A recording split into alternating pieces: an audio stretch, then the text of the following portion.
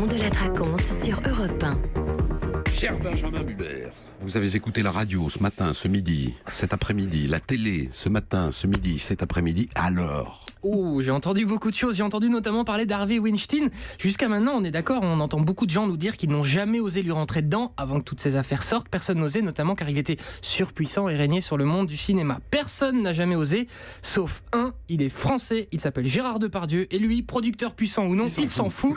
Il a raconté cette anecdote sur France Inter. Je connais bien le Weinstein en question. Je vais tirer les cheveux un jour. Mais oui, mon GG, défonce-le. Alors, il lui a tiré les cheveux, non pas pour dénoncer une histoire d'agression sexuelle, mais parce que, raconte Depardieu, Weinstein aurait essayé de l'arnaquer dans un contrat. Je vais le voir dans son bureau, je lui dis, dis donc, toi, Harvey. Et là, il me regarde, Gerard, bon, je parle pas, j'aime pas l'anglais. Je parle pas, j'aime pas l'anglais, mais il va quand même réussir à se faire comprendre, Depardieu, vas-y, GG, explose-le. Et là, j'étais tellement énervé, je suis passé derrière son bureau, je lui dis, tu l'entends, toi, vieux. Ah ben si tu fais quelque chose, tu vois, mes deux doigts te crèvent les yeux. Tu touches une chose sur le deal que nous avons fait, je te crève les yeux et je te tue. Ouf, flippant quand même, Depardieu. Alors aujourd'hui, vous vous êtes lancé, Benjamin Muller, un grand défi, puisque vous avez regardé non-stop les débats parlementaires sur la chaîne parlementaire. Oh, c'était trop bien. Popcorn, une petite bière, les yeux grands ouverts, et c'est parti pour le show. J'ai assisté notamment à un débat très technique à propos du suramortissement, qui serait, si j'ai bien tout compris, un dispositif fiscal censé favoriser l'investissement. Débat à l'Assemblée donc, et prise des paroles du député Charles de Courson, qui est contre la manœuvre. Il a trouvé une image qui a bien fait marrer tout le gouvernement. Suramortissement, c'est comme la coque. C'est comme la coque. C'est qu'une fois, ça fait plaisir, une fois qu'on le fait. Et bien après, faut arrêter. Oui, la coque, c'est la coque, j'ai l'impression. Ça a changé à l'Assemblée, on voit que c'est détendu maintenant. Le nouveau monde, c'est chaud quand même. Toutes ces mesures, vous dites, elles ont réussi. Mais bien sûr, vous accélérez. Comme la coque, vous vous sentez mieux. Mais alors après, c'est la déprime. Je n'ai pas d'expérience en la matière, mais d'après ceux qui en consomment, c'est comme la coque. Donc non à la coque. Mais qu'est-ce qui lui arrive à De Courson ? Pourtant, il n'est pas a priori hyper funky, mais bon, non à la coque, dit-il. À part ça, hier, j'ai passé pas mal, dans cette émission, dans cette chronique, j'ai passé pas mal de critiques contre Macron. Du coup, j'ai reçu un contrôle fiscal ce matin, je vais donc me rattraper ce soir. Valéry Giscard d'Estaing était invité de la chaîne suisse RTS, on lui a demandé ce qu'il pensait de son lointain successeur, il est dithyrambique. La disponibilité physique, la vitalité, la liberté, le sens du risque. Cette impression qu'on a chez lui qu'il ne doit rien à personne. C'est une forme de liberté. C'est une grande qualité au pouvoir, de ne devoir rien à personne. Voilà, Giscard qui aime notre nouveau président, tout comme Bernard Arnault, le patron du groupe LVMH. Pour lui, c'est simple.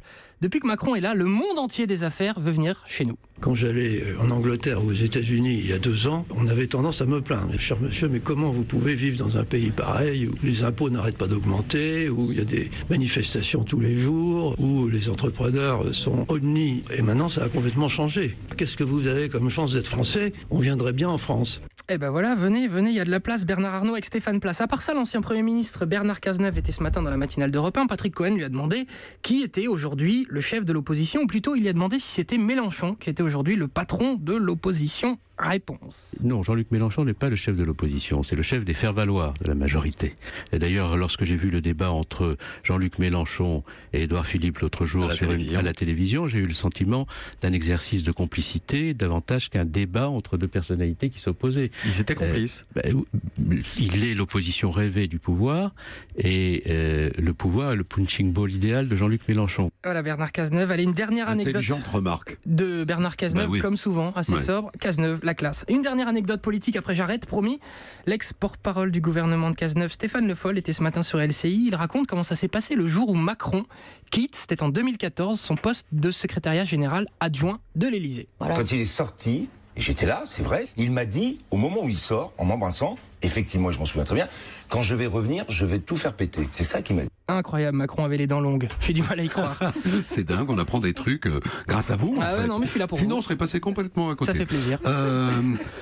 Faudrait-il, comme le demande Pierre Gattaz, imposer un contrôle quotidien aux chômeurs ? Oui, j'avais dit que je parlais plus de politique. J'ai menti. Réaction donc à cette proposition de Gattaz signée Gabriel Attal, député En Marche ici sur France Info. Pierre Gattaz appelle à contrôler les chômeurs de manière journalière. Je pense que lui-même pourrait se contrôler de manière journalière dans ses déclarations. Et boum, punchline, bravo mon gars. Autre réaction de l'insoumis Adrien Quatennens. Je suis sûr que je le prononce mal, je suis désolé. Sur BFM TV, alors bonne idée, un contrôle journalier. Pourquoi pas le bracelet électronique, tant qu'on y est. Qu'en pensez-vous? Ah oui, ce serait une bonne idée ça. On arrête avec les chômeurs parce que je me demande, le problème dans notre pays ne viendrait-il pas également des salariés? Sont-ils assez motivés, les salariés français? Aiment-ils assez bosser dans ce pays? Ce matin, vers 8h, j'écoutais Chéri FM, je suis tombé sur ça m'a choqué. Bonjour Claire. Bonjour Stéphanie, bonjour Jean-Philippe. Bonjour Claire. Claire, c'est quoi votre petit moment de bonheur au travail à vous? Ah bah alors moi, c'est la petite pause café à 10h30 voilà. avec les collègues. Ouais.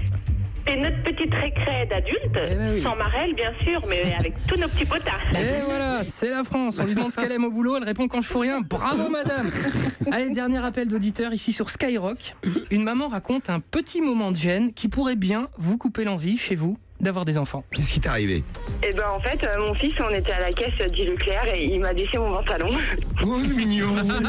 Il voulait voir le cucu de la maman. Oh non, franchement, c'était la honte parce que la culotte, elle est venue avec en plus. Oh mais oh là là, donc tu t'es cul nu.